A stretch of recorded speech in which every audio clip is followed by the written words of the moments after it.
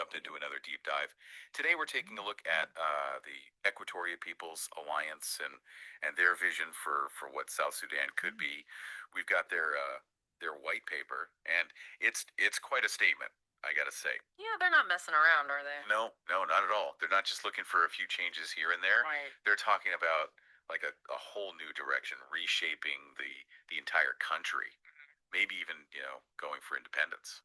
Yeah, you could say that. It's definitely more than just another, political party trying to get a little bit of power. Right, right. They're really questioning the whole legitimacy of the government there, saying it doesn't serve the people of Equatoria. That's a pretty bold statement to make. Um, so, for our listener who might not be, completely up to date on South Sudan, can we just like rewind a little bit? I mean, South Sudan's been having a tough time ever since it became independent, right? Oh, absolutely. It's been a really rough road. You have the failed peace agreement, the corruption that just seems to be everywhere, and then the SPLM, really dominating everything. Yeah. It's all created just a ton of instability and frustration, and that's really the context for where this EPA is coming from. Okay, so there's this like deep dissatisfaction that's really fueling the EPA. Absolutely. And their white paper actually uses this phrase, a joined up alternative to the current government. What do they even mean by that?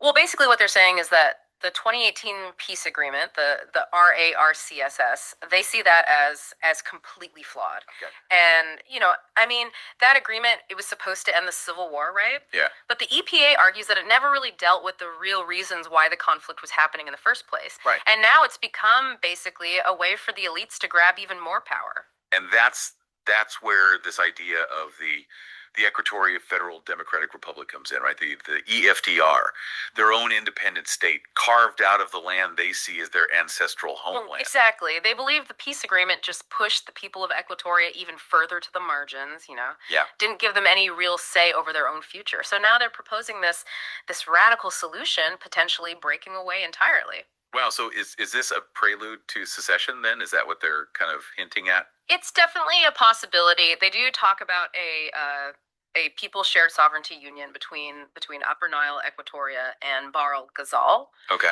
It seems like they're suggesting a move away from this centralized power structure that's been the norm in South Sudan since it became independent. So are they saying that, they prefer this union, but if it doesn't work out, they might just go it alone? That's the vibe I'm getting, yeah. Although it's not explicitly stated, but I mean, the white paper is pretty critical of the SPLM, the ruling party. Yeah. They accuse them of basically turning South Sudan into a country without a state. Yeah, and they don't hold back. They call the SPLM tyrannical, accuse them of kleptocracy, which for our listener means basically stealing the nation's wealth for themselves. Right, exactly. And their argument is that all this mismanagement and corruption, it's pushing the country closer and closer to collapse. And it could even open the door for terrorist groups to exploit the situation. I mean, they're painting a pretty dire picture if things don't change. Yeah. Yeah, it sounds like they really believe that the stakes are incredibly high. But it's not all doom and gloom, right? They're not just complaining, they're also offering solutions. Oh, absolutely. They've got a whole set of proposals, a people-driven constitution to replace the one they see as flawed. Accountability for war crimes to really address the deep wounds from the conflict. And they want to reform the security sector so there's a force that actually protects people. Plus, a big focus on economic justice, tackling things like land grabbing that's dispossessed so many people. So it's pretty comprehensive. They're trying to address these issues that have plaguing South Sudan for years. I mean, since its birth as a nation, really. It's like they wanted to rebuild the whole thing from the ground up. But how would this People's Shared Sovereignty Union actually work? What would it look like in reality? Well, they've actually laid out two different models in the white paper. And looking at the map that's included really helps you visualize it. Okay. One option is to divide the country into three autonomous regions. Okay. Like reflecting the historical provinces of Upper Nile, Equatoria, and Bahr el Ghazal. The other one proposes 5 autonomous regions, each with its own executive council and real control over its own affairs. Okay, so that's where the map comes in, showing these potential divisions, and it really is a pretty dramatic shift from the centralized system they have now. But are they planning to do this all on their own, or are they trying to find allies? No, they definitely stress that they're willing to work with other groups within South Sudan Okay. and with the international community, to achieve their goals. They talk about a joined up struggle involving, everyone, civil society, youth groups, women's organizations, anyone who shares their vision, basically. That sounds promising, but they also mention, all legitimate self-defense means and the possibility of a popular uprising. Yeah. That sounds a little bit I don't know, a little bit more assertive, maybe even a little ominous. Yeah, I mean, it definitely suggests they're not afraid to fight for what they believe in, even if it means using force. It shows just how strongly they feel that the current system is broken, Hmm. that it needs a radical change, even if that change comes with a cost. So it's not just a policy paper. It's like a challenge, a call to action. This isn't just about politics as usual. It's about who really holds the power in South Sudan and who gets to decide its future. Exactly. And that's what makes this white paper so interesting and potentially so explosive. They're raising some big questions about the nature of the state, the right to self-determination, and whether peaceful change is even possible. And all of this is coming from a group that a lot of people probably haven't even heard of before. So, listener, if this is your first encounter with the EPA, buckle up. This deep dive is just getting started. So, there's a lot to unpack here in terms of the solutions that the EPA is proposing. I mean, they're really covering a lot of ground here, from security to economics to, just completely changing the way the government works. Yeah, and it really seems to me like they're not just trying to put a band-aid on things. They really want to address those underlying issues, the things that have been causing problems for decades. Absolutely, yeah. And that's where their focus on a new constitution really comes in. Right. They're arguing that the current one, the one they basically inherited from Sudan, it doesn't work for the South Sudanese people. It doesn't reflect their needs, their aspirations. So they're not just talking about like, tweaking a few things here and there. Yeah. They want to like scrap the whole thing and start over. Exactly. Yeah. They believe that the new constitution needs to come from the people, a real grassroots process where everyone has a say. They want to make sure that everyone feels like they have a stake in shaping the future of their country. That's a big goal, especially considering, how much political turmoil and violence there's been in South Sudan. Mm-hmm. But I guess their point is that the old way of doing things hasn't exactly worked out so well, has it? That's exactly their point. They're basically saying that this cycle of violence, this instability, it's just going to keep going unless there's a fundamental change in the way the country is governed. And one of the things that really stood out to me in the white paper was their call for accountability for past atrocities. Yeah. War crimes, but also economic crimes. Yeah. It's like they're saying no more sweeping things under the rug. Yeah, absolutely. They're demanding justice for the victims of the conflict and an end to this culture of impunity, where people can just get away with these terrible things. And they're not just talking in general terms. They specifically mention holding individuals accountable, politicians, even army generals. Yeah. They want to see real consequences for these actions. I mean, it's a tall order. Yeah. But I can see why they believe it's so important for lasting peace and real reconciliation. You can't just, move on and build a new future without addressing the wounds of the past. Exactly. And it's not just about punishment. It's about acknowledging the truth of what happened, creating a space for healing and forgiveness. Mm-hmm. They also propose a pretty significant restructuring of the security sector, which, that's been a major source of violence and instability in South Sudan. Oh yeah, for sure. They want a security force that actually reflects the diversity of the country, Okay. and one that's much less likely to commit the kinds of abuses that have been so common under the current system. They're talking about a force that truly serves the people, protects them, Yeah. instead of being used as a tool for repression or for personal gain. So it's about making sure that security is seen as a public good, Right. rather than a way to control people or exploit them. Exactly, yeah. And they connect this to their broader economic vision too. They talk about, addressing the land grabbing issue, which has displaced so many people, and also bringing back refugees and internally displaced persons who've been forced to flee their homes. So it's not just about changing the political structures. It's about making sure that people have their basic needs met, that they feel safe and that they have a chance to build a future for themselves and their families. Absolutely. They see all these reforms as interconnected. You can't have real peace and stability without economic justice and a sense of security for everyone. Yeah, it's interesting how they tie all these things together. It's not just a random list of demands. It's a whole vision for a new kind of South Sudan. Hmm. And that brings us back to their idea of a people's shared sovereignty union.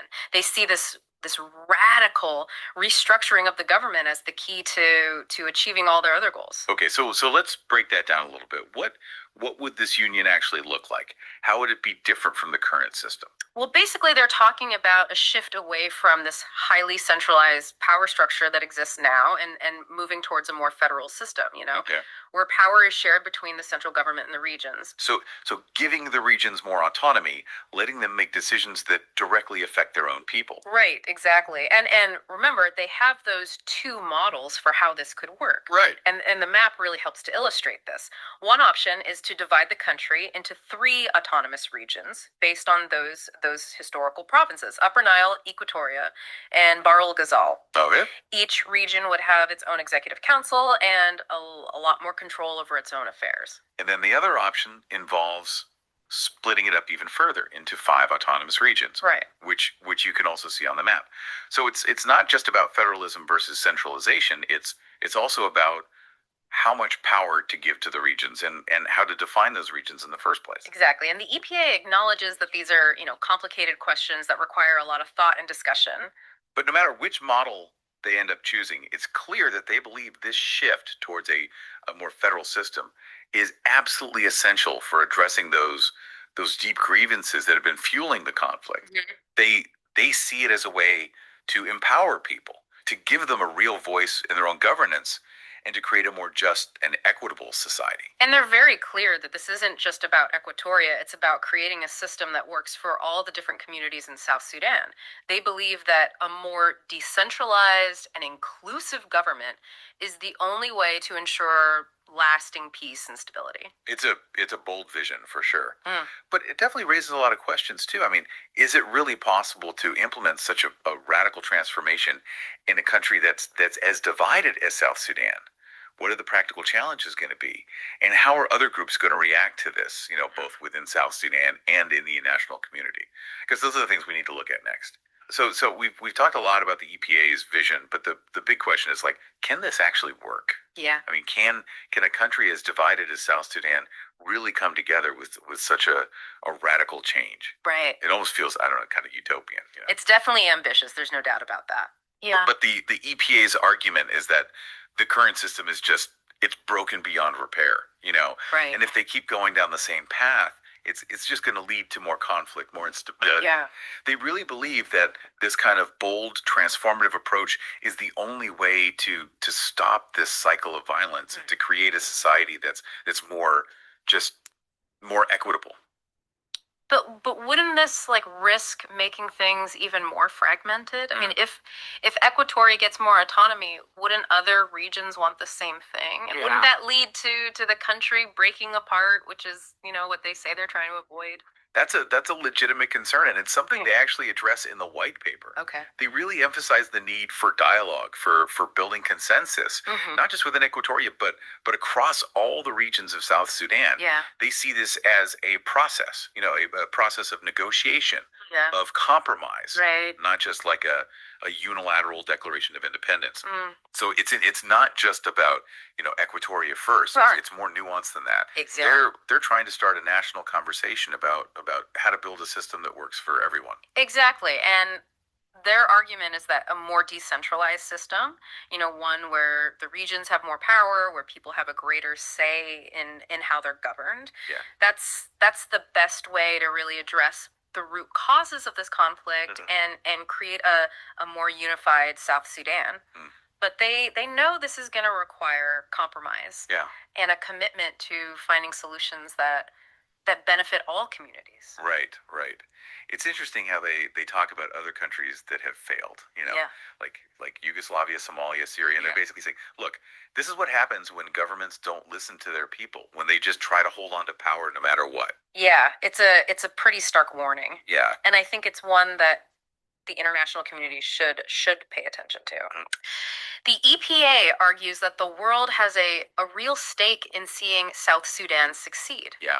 Because if it fails, if it becomes a failed state, it could have, really serious consequences for the whole region. Could even become a breeding ground for terrorism. But they're really trying to raise awareness about South Sudan. Yeah. Not just as a humanitarian crisis, but as a potential threat to global security. Exactly. Yeah.